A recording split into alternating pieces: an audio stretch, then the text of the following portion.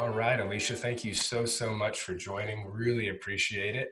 Thank you for having I'm me. excited when I hear just the few details I know about your practice and what you've done in the last 3 years, only 3 years. I'm just really excited. Sounds like you've created quite a nice business and life situation through that business. So Yeah, um, why don't you start us out with background on how you got into physical therapy and what brought you to that point of wanting, deciding to start your own practice?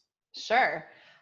Okay, so I've been a physical therapist for 12 years. I got into physical therapy because I was an exercise health minor and a biopsychology major. And in my minor, they talked about all the professions you could go into, and physical therapy was one of them. So I never had physical therapy myself. I feel like a lot of people get into it because they maybe had a injury or something that they then went through PT as a patient. Mhm. But I started volunteering at a outpatient rehab center. I was in Santa Barbara, California, and I just fell in love with it. And so it decided my path right then, and went to UC San Francisco for physical therapy school. I'm from the Bay Area, so I moved back up to Northern California and went to UC San Francisco. And then I worked in San Francisco for about 3 years, and then I transitioned into Marin County, which is where I am now, which is just north of the Golden Gate Bridge. Beautiful Um, and up there. and Love it. it's Oh, it's awesome. beautiful. Then the weather right now has been great. Yeah. um, and I started working part time because I had just had my first baby. So I had my daughter in 2010, so 3 years before. I had been in PT for 3 years, and then I had my daughter, and then I started back working part time at a clinic in Marin County, all outpatient, you name it. The one in the San Francisco was more post-op and that kind of stuff, and the one in Marin was a lot more complicated patients. Typically, the patients who had been to PT before and it didn't work, and then they were coming to see the two bosses that I worked for, which were phenomenal physical therapists. And then I worked for them for 5.5 years. And then, I never ever thought I'd have my own practice ever. Like in PT school, I remember them asking who wanted to do that, and all the guys raised their hands. And all of us girls, I feel like, didn't. And I also think in PT school they don't really teach us anything about Yeah. owning a business. And I wasn't raised around any entrepreneurs. Nobody in my family owns a business. I was raised by two, my parents were both employees their whole lives. So it was never on my radar. And I would say two things kind of started to light that fire underneath me. One was that by the time I left the practice to start my own, about 50 to 75% of my caseload were women coming to see me specifically. Mhm. So I started to realize, like, okay, people are actually coming to see me, Mhm. and sometimes paying the office. It was an insurance-based practice, but sometimes they were paying the office a cash rate, and then I was just getting my hourly rate per patient. And I was working so hard. Just I give it my everything, and I was working so hard. And at the end of the year, when I'd look at my how much I made, it just didn't reflect that at all. And then the other thing was watching my two bosses, who, it was a small clinic, they owned it together, and me, and they were phenomenal PTs, but it was insurance-based practice, and they were drowning, and they were miserable every day. And I saw how that business model was making them despise their careers and really kind of shadow over the gift that they had as clinicians. And I just remember thinking, I don't want the rest of my career to go this way because I love what I do. Mhm. So I Yeah. think those were the two kind of big things that started me on this path. That's great. Yeah, that's sounds like a very common story of whether it's a business owner, in that right in that moment, right, or in this moment, feeling that way, or an employee of one of those. It's just it feels like the vast majority of private practices, especially smaller ones, are Yeah. in that scenario of this the stress of not being able to provide the service that we want because we're constantly battling with insurance companies and Right. reimbursements and stuff. So seeing kind of the writing on the wall and knowing that you wanted to do something differently, um, what were the things that you did kind of leading up to that point? I know that there's plenty, and I ask, and I understand, you can say or not say however much you want as far as, that transition out, Yeah. away from an employment scenario. But I know there are a lot of people listening to this podcast that are in the shoes you were in and wanting to potentially do something. And so do you have any kind of advice for those looking to do that, as far as making that transition as smooth and successful as possible for everybody? Yeah. Well, I found your podcast and I really think I found it by just searching cash based. I don't even know how I found it on like my podcast app and you popped Right. up and I Awesome. devoured it. I mean, I listened to every single interview. There was actually a woman who is local that you interviewed that I then reached out to Okay. personally, and we started talking on email. Mhm. And I started reaching out to just some other women that I knew that owned practices in the area. I mean, not right in Marin County, but in the Bay Area, and asked them. So I just started asking and listening and learning as much as I could. Mhm. It felt really overwhelming because at the time when I started researching this, my kids were 3.5 and 5.5. Mhm. And I have to say, at the time when I did finally leave and I was listening to all of your podcasts, I remember thinking, I haven't heard anybody who has little kids be interviewed. Like, what am I doing? It sounded like everyone was either the man or the woman who had teenagers. Right. And I just felt like, God, I just remember feeling like these kids were holding me back in a way of what I wanted to do. Mhm. Because I was also with them a lot as well. Um, and then, finally it just got to the point where I needed to leave. I mean, it just got to the point where it was time, and it took a really, really big leap of faith. I mean, I could not have done it if I was the primary, breadwinner of the family. So I'm really lucky that my husband's job provided me healthcare and that we could live on his salary while I got my feet on the ground in this practice. Mhm. Okay. I couldn't have done it without that stability for Yeah. sure, because I started out slow too. So a suggestion would be like, if you don't have another income or someone else that's able to help in the beginning, making sure that you save some money and you have, Mm-hmm. whether it's savings or an investment or a loan, but having some financial runway. Absolutely. Yeah. Absolutely. Yeah. Yeah. So I don't know what those options are otherwise, but I was Yeah. really lucky to have the situation that I did. Yeah. When you say that you felt like you were kind of being held back because of having really young kids, Yeah. once you got started, do you feel like that in fact was the case, or was it like, oh, it probably would have been similar even if they were teens at that point, or not? I mean, I'm Yeah. sure there are some out there with young kids that would be wondering, how did that end up? Were your fears of that being the case confirmed, or were you like, oh no, Mm. it was probably similar to just having older kids? Yeah. Good question. I don't have older kids yet.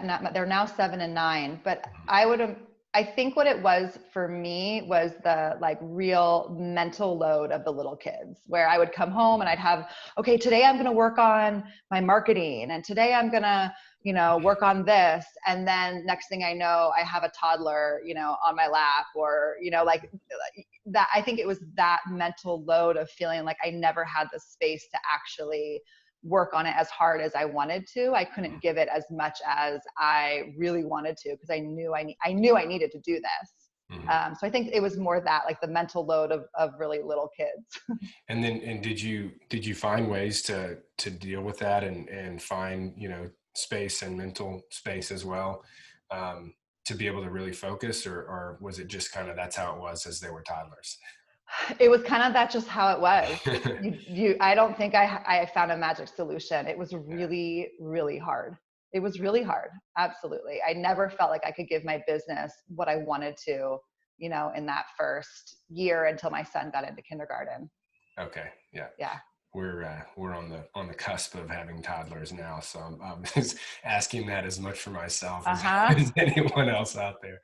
Oh yeah. Yeah. Oh So yeah. It was real, and it's still hard. I mean, it's still really hard. I still feel like I can't give my business as much as I want to, or my kids as much as I want to, because they both, I'm always in between the two. So Yeah. it's still really Do hard. you have any staff that maybe could help with that particular issue at this point? I don't yet. Don't yet. It's Okay. me doing all of it. We'll have to talk after this about Yeah, it's hard for, I have a hard time putting my finger on what I can offload. I think that's part of it. Okay. Once I got like once I got online scheduling on board, that was like a game changer for my practice. Yeah. I remember that as a solo practitioner when I was not having to go back and forth as much on all the scheduling. Oh yeah. Or even just texting. It's like about 3 hours later when they say, yeah, I'll take that spot. It's like, oops, it's already gone. Exactly. Having that real, as a solo practitioner, if you're out there listening to this, or you get into like, have online booking. And just to kind of go into that, a lot of people have fears about, oh, well, I don't want people to book initials before I talk to them, or that they can just make any changes they want last minute. And the good online booking systems, they will let you, create the rules for when anyone can make a booking change or whatever. So right. We have it set where I think you can't make a change to an appointment within 24 hours. It'll just give a pop-up, say, this is less than 24 hours, call the provider. I have that too. Yeah. And then like we also don't let them book initial evaluations themselves unless they're an established client and that kind of stuff. So it's so don't, there are a lot of the initial fears I think that people have with like this online booking thing, and why they wouldn't want to. The good systems have answers to those things. Yeah. So the way that I've worked around it is that I don't put my online booking link on my website. They actually don't get it until they contact me. Okay. So that's how I've kind of worked it, where they contact me. Then I send them, a drafted thing all about my practice, and here's the link. So that's how I've been kind of able to control it, especially because my practice, and we'll get into this, is very niche. So I don't want a man with a sprained ankle booking on my schedule. So yeah. Fair enough. Yeah. And on the, just to kind of circle back to that topic of offloading and, getting help, because it does sound like you're way past the point where I would usually start to suggest to my students to at least get like a part-time, even virtual assistant. Right. I can tell you from having employed a lot of different people in different roles, and some, local and some remote, some even on the other part of the, other side of the world, is that if you have systems in place and also a bit of luck to find really talented people, you will be amazed at how much they can do that, even in a better way than you could. Because like you said earlier, like you're a clinician, we're all clinicians classically trained, and we're trying to learn this business thing.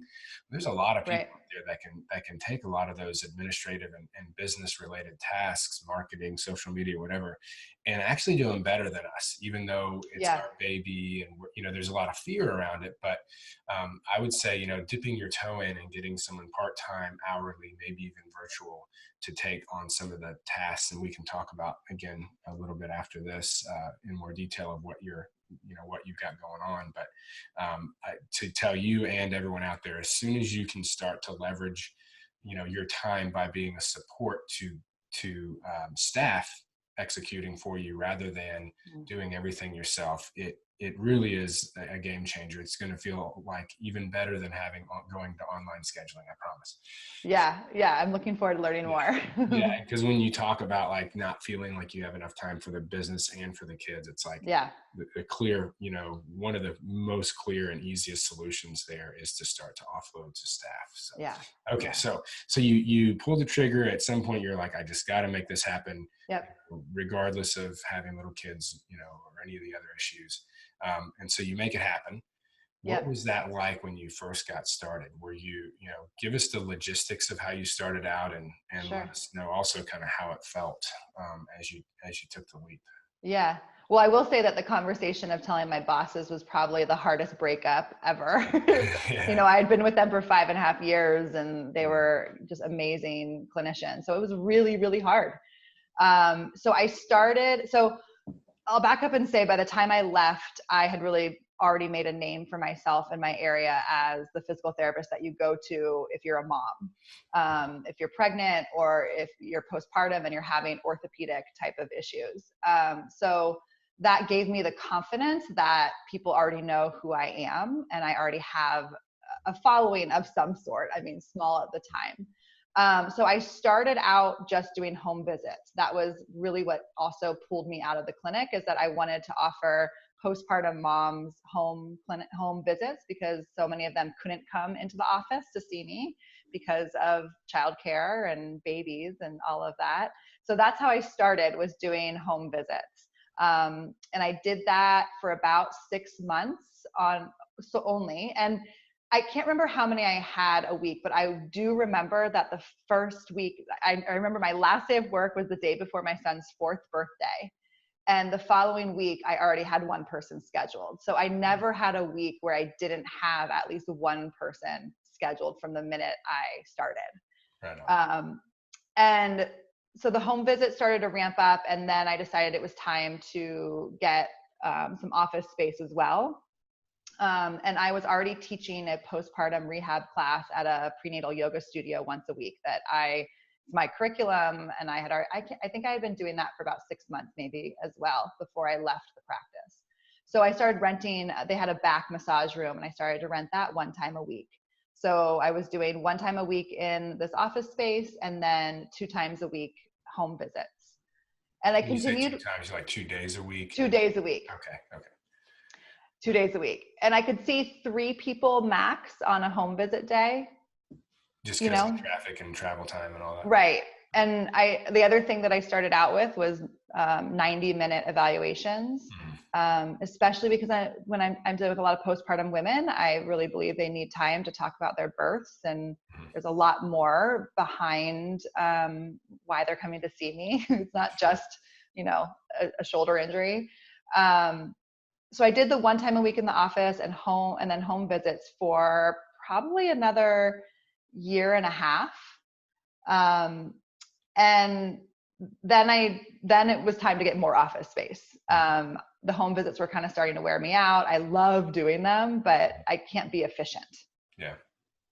And so before we dive into that, I was just curious, when you had that talk with your former employers. Yeah.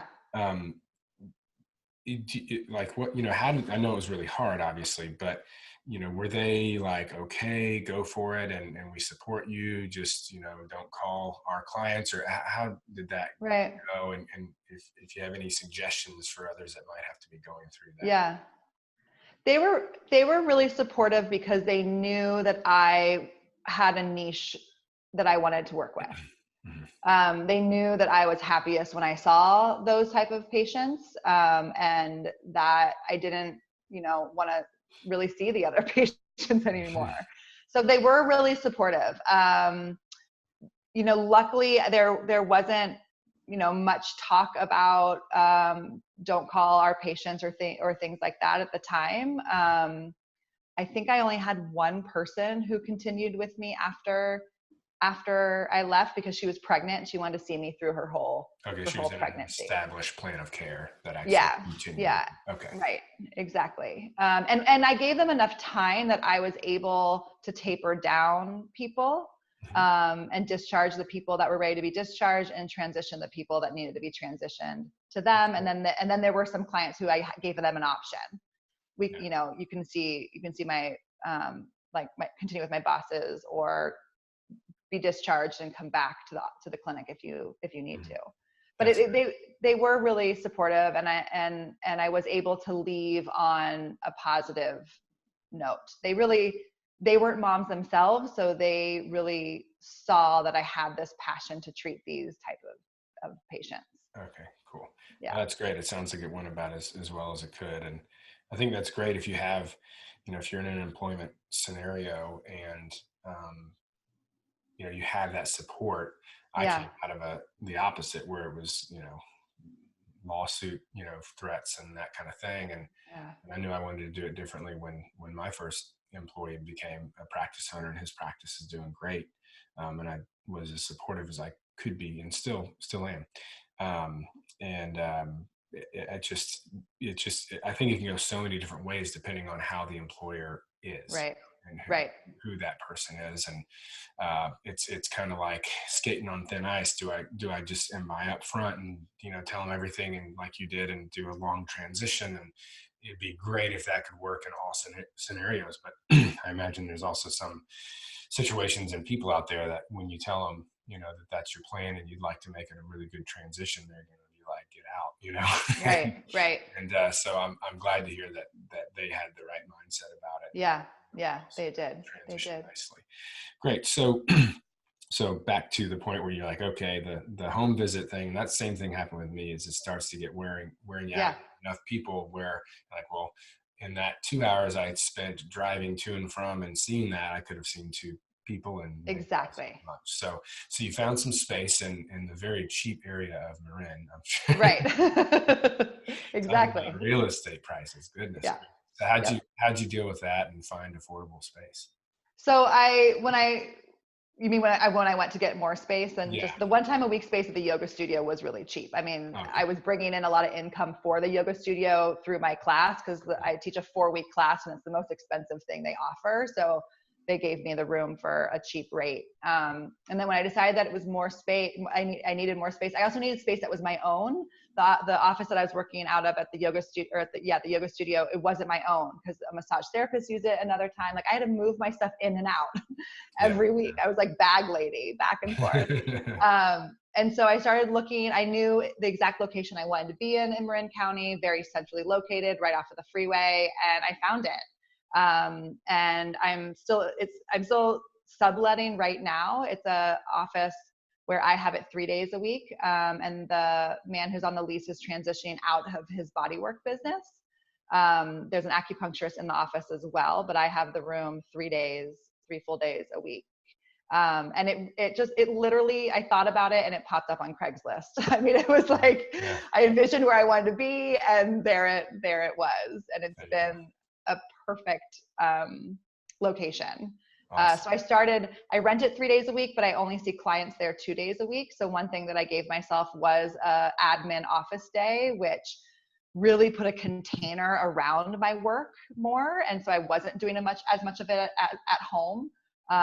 It felt like a really big gift to myself to give myself some admin time in the office space. Mm-hmm. And then I was still doing home visits 1 day a week. Okay. And I did that for a year. And then just this past June, I stopped doing home visits and got an opportunity to see clients 1 day a week in San Francisco. Cool. So now my practice looks like 2 days a week in Marin County. I see clients. I'm still in the office 1 day a week for admin, and then 1 day a week in San Francisco. And then I also teach a class 1 day a week as well. Cool. So it was like a very, like, now that I talk about it, it was a very slow, like, ramp up to where I am now. Mm-hmm. Okay. And how along the way did you see more and more patients filling the schedule? Was it mostly word of mouth, organic kind of thing, or were you really pushing hard in certain areas of marketing and seeing some results there? It was mostly organic word of mouth, especially with the population that I work with. Moms talk.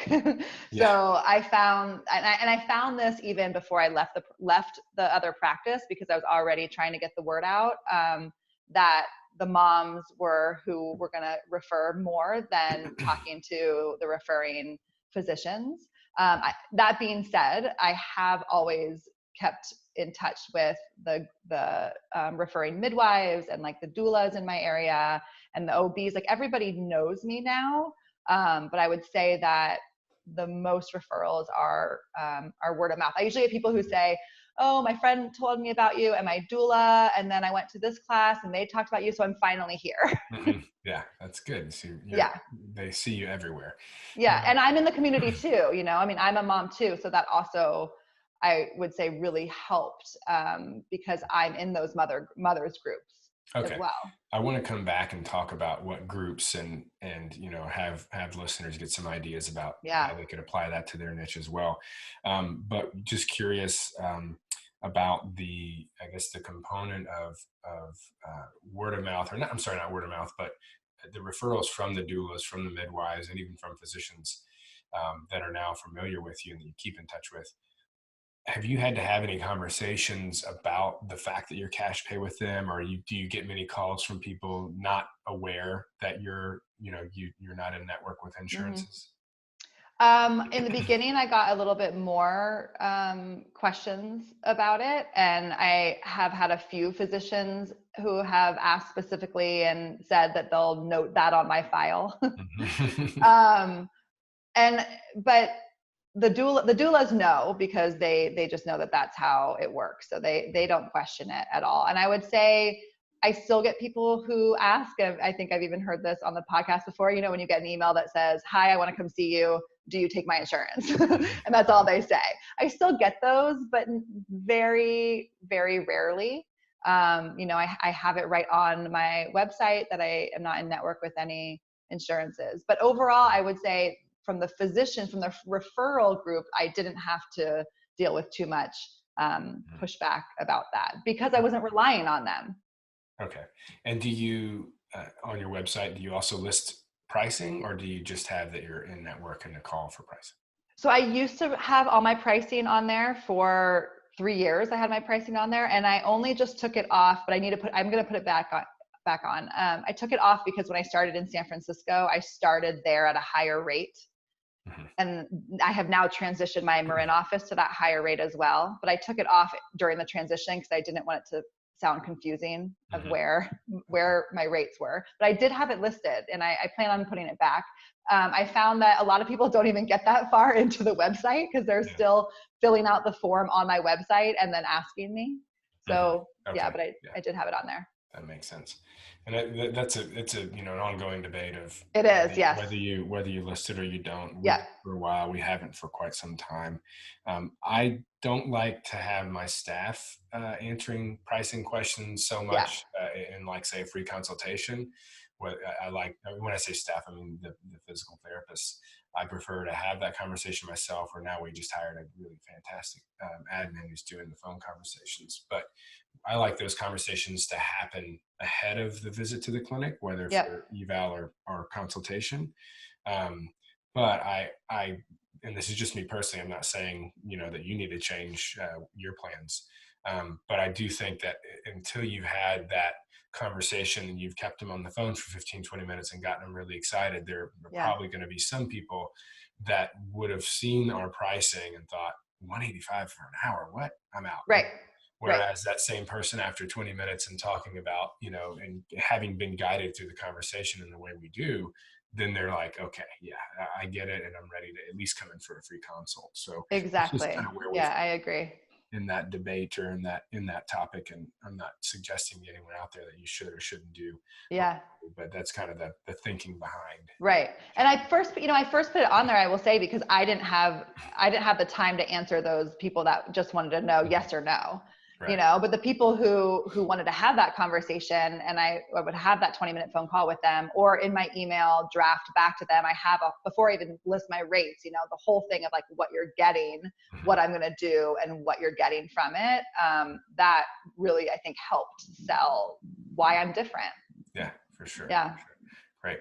So let's circle back to those groups that you're a part of and tell us a little bit about that and how that's produced business for you. Yeah. The other thing that I would say has produced business, which I'll touch on, is the class that I teach. And I do recommend the postpartum class that I teach. Yeah. And I do recommend that whenever I am talking to a PT who wants to go out on their own in this same niche of like postpartum women, is that getting to your population by teaching a class is huge. Okay. And I started out doing I started out way in the beginning doing some 2-hour free workshops to the mothers groups that I was a part of. Mm-hmm. Now those workshops are paid, they have to pay to register. And so the class brings those people in front of me, whether the 2-hour workshops or this is a weekly class for 4 weeks, that brings people into me.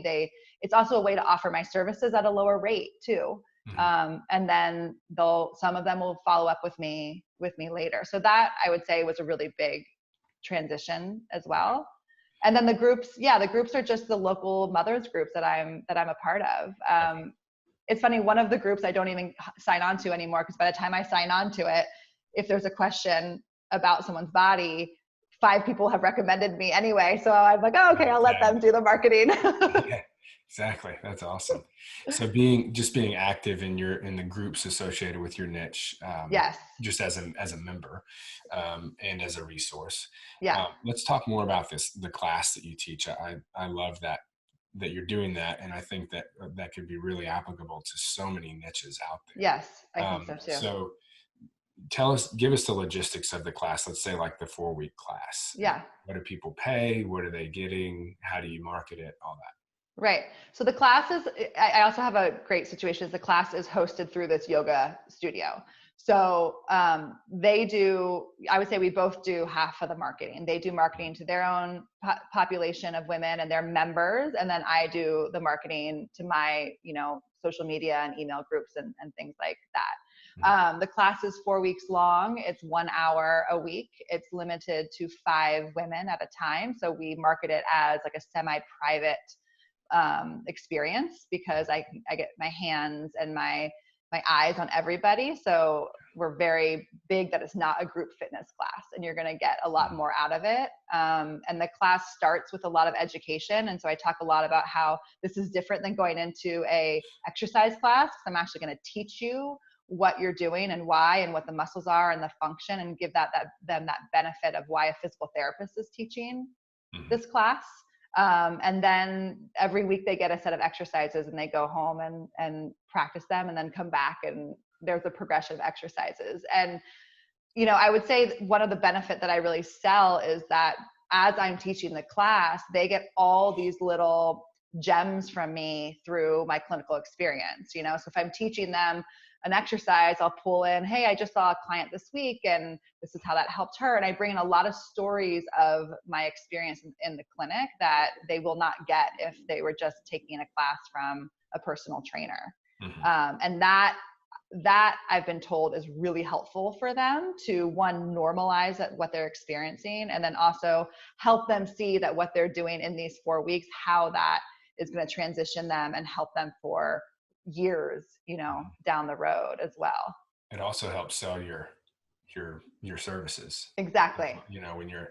When you're able to say, oh yeah, well, I had this one patient, or this client, and kind of give a little bit of a success story. Right. You're not saying that, not like overly, oh yeah, and this client, but just that it's definitely planting the seed, like, oh yeah, she sees people one-on-one and does, more hands-on, and that's super important in these kind of classes, regardless of the niche. Right? Yeah. And I can say that to a specific person too. Like if she's doing an exercise, I can say like, hey, I'm kind of noticing this is happening with you. Or if someone complains about like pain, I can be like, well, if I saw you, I would really want to know what your sacrum was doing. Like, or if someone talks about, like, I do pelvic floor therapy too. So if they talk about something, I'm like, well, in a private pelvic floor evaluation, this is what I could look for. So I can add those little things to let them know that if they came and saw me privately, we would find out so much more about your body. Yeah, that's great. Now, do you guys, I guess on kind of more of the legal side of things, what's the deal in California where, as far as like direct access and what you need, how are you guys, if you're saying this isn't just a group fitness class, I mean, are you able to frame this and like really put the label of it that it's not skilled PT, or is it skilled PT because it's coming from you and therefore they have to sign certain things? How does that all work? Yeah, no, it doesn't fall into any kind of treatment. Okay. At all. I've had people ask for like a receipt to submit to either insurance or like HSAs or FSAs. And, I tell them that I can't do that because I'm not providing any kind of treatment. Covered medical expense. And how are you kind of defining that? Like if you got called on it, is it because there's not an evaluation, and it's not one-on-one and you're giving specific interventions based on that person, saying it's like because it's a set? And I guess in my mind, as I ask these questions, I'm thinking about the people listening and wanting to do this, but that they have that guidance of, these are the things I need to think about, and this is how I need to frame and set up a class such that it is not considered skilled PT. Right. Obviously, these are questions they need to ask an attorney, but how have you gone about that to make sure that it wouldn't be misconstrued? Yeah. Well, yeah. I mean, everyone's getting the same exercises. Like it's a set progression every week. It's been a set progression I've been teaching class for 4 years. So it's not individualized at all. Okay. And the most I do is come over and like, touch their abdominals and make sure that they're engaging their muscles. Okay. So yeah, so there's no personal, diagnosis or personal advice or anything like that. I'll say if someone says this hurts, okay, well, don't do it, or offer them a modification, just like they would get from a personal trainer in a group exercise class. And then they sign a waiver for me, and then they also sign a waiver for the studio, since the studio, they register via the studio, and then I have my own waiver as well that I keep on file for myself. Okay. What kinds of things do you have included in that waiver? That's a good question. It's very generic. Okay. It's very, very basic. Just waiving general release of liability. Exactly. Type stuff. Okay. And knowing that you're here, that you agree to be here, that you have. It says on there that you have that your doctor approves you to be here. Okay. Yeah. Cool. Very good. Very good. All right. Well, we've kind of dove into the group class, being part of groups, some of your referral sources. Has there been anything else that has helped you to fill your schedule and get as busy as you have in these past 3 years? Just keep doing it. Yeah. Just keep showing up. I don't think there has been one specific thing. I'll bring social media into it a little bit. Like we mentioned, like I've been doing it all myself. But I share a lot, and I try to be on there as much as I can. And some of it is personal stuff from my own experience as a mom. I would say in my specific population, that has gone a really long way, is to share my own personal experiences with my clients and the stories of, having 2 babies and what I have had to experience as well. Some of my clients say that that's what they've benefited the most from, is just knowing that the person that they're seeing is in the same boat with them. So on social media, just being really active on there has helped people get to know me and share about me. And I see those posts being shared through other mothers groups and things like that, which is, or people tagging, hey, this is the PT I was telling you about, you should go see her. And that's been really, I love that. And that's one of the reasons I started this, is I'm a really big educator. I really want to get this information out there, especially to my population that's so underserved. Very good. Very good. And I made a very, very brief visit to your website. I think I saw that you do blog there, correct? Yes, I do. Okay. Tell us a little bit about your content marketing strategy and frequency. Yeah. It's kind of by the seat of my pants. Some of it is, a lot of it will be inspired by what I see in the clinic. I'll have a client that I really resonated with what's going on with her, and write a blog about that specific issue, for example. Some of it is about my own things that I've gone through with my own body. It's been a while since I've actually written a blog, because I've been doing so much more just social media stuff as well. And I created an online program in the spring.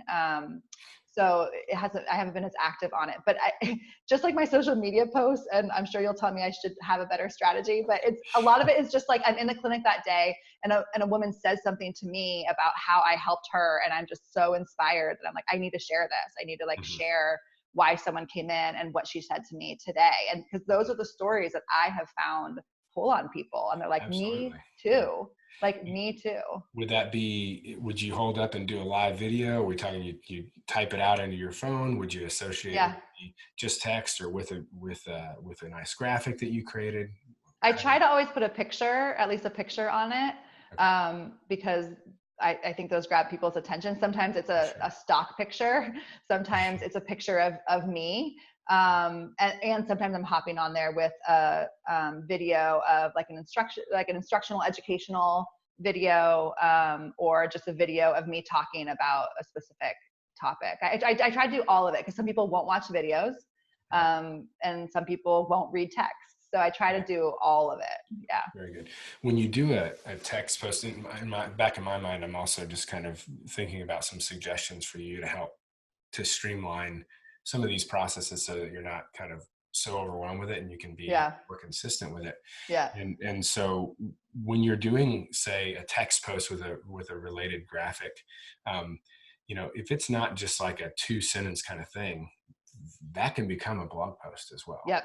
Right. So the idea of how can we maximize, every bit of our time and efforts. If we're going Right. to give a workshop, we've got to video it and have it all over our website and YouTube, Right. social media. If we're going to do lengthy posts, then those can easily become good blog posts. Blogs. Yeah. And that's I've done where like I've taken my PowerPoint slides from my work, like my 2-hour workshops. I've taken those and made those into posts, or like the online program I just created in the spring. I've used some of those, for the online posts too. Yeah. Very good.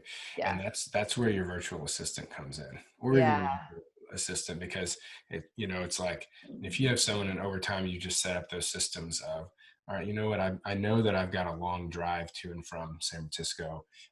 And on each of those drives, I'm just going to have my little recording app on my phone, and I'm just going to record some thoughts on a blog post. And then they're going to turn that, it's just going to automatically load to Drive. So every week they know they're going to convert my recorded audio into a blog post for me. Wow, that sounds great. or I mean, these are just, just off the top of my head, other ideas, just like what I mentioned, like every week they're going to go into your Instagram and your Facebook and look at every, text related post, and that's going to become a blog post, right? Yeah. And so just getting someone else to help you maximize the impact of each effort. I think a lot could be done at a pretty low cost. And you can just really be not just less overwhelmed with those, oh, I need to be doing the social media. Oh, I need to write that. Right. Email. It's like, that's the kind of thing that I see so many solo entrepreneurs, especially, but even practice owners with a few staff, they're just not fully leveraging their time and the efforts of their staff, or what their staff could be doing. So some ideas that you could immediately put into play. One other thing on the website, get an SSL certificate on your site. Okay. Because Google really looks at that. And if you're not, and this is obviously for everyone listening, if you're not operating with an SSL certificate where it says not secure, not only are you going to get dinged by Google, but a lot of people visiting your site now will get, instead of going to your site, they get like a pop-up saying this site is unsecured, blah, blah, blah. There's a lot of business that way. So just wanted to throw that in. So thank you. At some point. All right, great. So it sounds like you're kind of, would you say you're pretty maxed out in your schedule at this point? I'm pretty maxed out. I mean, I'm seeing clients 3 days a week, and then I teach that class, and I'm booked out for 3 weeks. That's great. And so, yeah. What do you feel might be your next steps moving forward? What kind of goals do you have for your practice? That's a really good question. I was just working on that with my life coach, actually, because I don't feel like I can see. I don't want to see any more clients that I'm seeing. It's enough for me. I just did this online program in the spring, and that was the premier launch that I did. And then I ran it again. They're in the middle of it right now, in the fall. And so I'm looking for more ways to get out into the online space and have more passive income that isn't taking more of my time. Yeah. So kind of looking more into that, looking more into kind of branching. I'm really stretching my thinking, and I think a lot of people listening will resonate with this. I'm stretching my thinking of how my career has been raised in this like box of the medical system. Like, you are a physical therapist and you can only do these things. And I'm really trying to stretch my thinking of like, what else can I do? And that is more, I don't know, it isn't under that medical box that I just feel has been really constraining our profession, because we have so much more to offer in other ways that isn't necessarily like one-on-one treatment. So I'm just trying to think of other ways to support women. I have other ideas for more online content, online programs. That's just like a thing that they find easily on my website. So I'm kind of in this place right now of like, yeah, I've gotten my practice totally maxed out. I made more money in September than I've ever made, Awesome. Which is just like so amazing. Yeah. I've like really blown the ceiling off of what I thought was possible, which feels really, really good. Yeah, that is awesome. I'm so excited to hear that. And that this podcast had anything to do with the beginnings of it. Yeah, absolutely. You already have, just so you know, I mean, I'm sure this has come up in your mind, but you already have an online program just waiting to be recorded. I mean, you've been doing it for 4 years.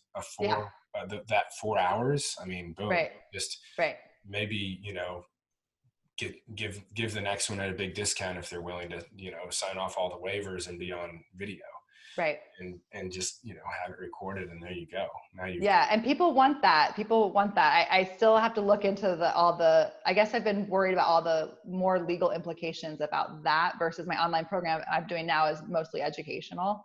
Mhm. So, Yeah. We just helped one of my mastermind members launch his online business at the same time as his private practice. And usually I don't suggest doing both at the same time. Yeah, that sounds like a lot. Yeah, it is. But the thing is that he was already getting, like, he's in a super tiny niche, and he's getting requests to, like, fly out of state to give presentations and trainings and even teach out of state, or teaching these groups. And I'm like, dude, and he's like, he doesn't want to be doing that. I'm like, well, that's what online programs are for, Right. and webinars, Right. these things. I was like, I normally wouldn't suggest this, but if you can just do what I say and hustle for a little bit, you can do both, and you can build this amazing online community and be able to serve them as well as your one-on-one clients here in Texas. So there's a lot of opportunity out there now. It's been fun helping different people get that going. So let me know if you have questions. Yeah, it's a whole new space. I mean, it's like when I created this back in the spring, it was how do you take what you do in person onto the online world? It was like learning another language. It was exciting to see the possibilities. And when it's specifically for, like, say, clients in pain, that's where, you do want to make sure you have everything checked out, legally, to make sure that you truly are not offering, like, what would be considered like a telehealth or a covered physical therapy service, that it is more fitness, general, that kind of stuff. But you can still do amazing things, even if you're not getting into those kinds of specifics. So and you think it feels good to have your biggest month of income from trading dollars for hours with your client. Wait till you're telling me about that, where you've got, like, just as much money from an online program. Yeah, I know. That's the thing. I have a friend who that's her goal for me. She's like, I need to start getting you to start making money without trading your time. Yeah. So, and I want everyone else out there listening to start to think about that, even if it's not right now, but eventually, that's what entrepreneurship is. It's getting out of I'm trading dollars for hours for dollars. Right. Really, it's a grind until you start to move out of that scenario. I mean, it can be a fun grind, but it's still a grind. Yeah. Right. Well, it sounds like it's a grind at first, and then it pays off because it's done. Yeah. Once it's out there and it's a low overhead, way, and you put in the systems in place and have, at least part-time staff managing the majority of the logistical side of it, and, any kind of issues on the technical side of it. And it's a pretty sweet thing to have, to take that knowledge that you're sharing all the time with your patients anyways, and have it making money for you in your sleep. Right. It's very exciting. Right. So, all right. Well, I feel like we covered a lot of good stuff, and I think the listeners have a lot of really good actionable takeaways. Was there anything else that we didn't talk about that you might want to add, or just any parting advice for those looking at doing what you've done? I think the thing that I find myself saying to some PTs that reach out to me asking this, because it's now the tables have turned, right? Like PTs are contacting me, which is just wild. Is that for me, like there was never going to be a perfect time, and like really taking that leap was the scariest thing I've done. And I think if you know what you're doing is a valued service, as we all do, you just have to, I don't know. I mean, I know it's not this simple, but it was like, you just have to leap. You just have to jump and just keep doing it every week. Just keep doing it and doing it and doing it. I mean, that's what I've done, is just keep going, just keep going, just keep going, just keep going. I mean, I'll just say, even in the beginning, the stress of learning how to be a business owner and learning how to do this, and like it felt like I was reinventing the wheel. Never felt like I wanted to go backwards, like the trade-off of being my own boss and doing physical therapy the way that I believe it should be done is worth all of the stress of, being an entrepreneur and owning a business. Because every day I go to work, I come home so happy. Awesome. That is such good advice and so good to hear. I'm pumped at what you've created and excited.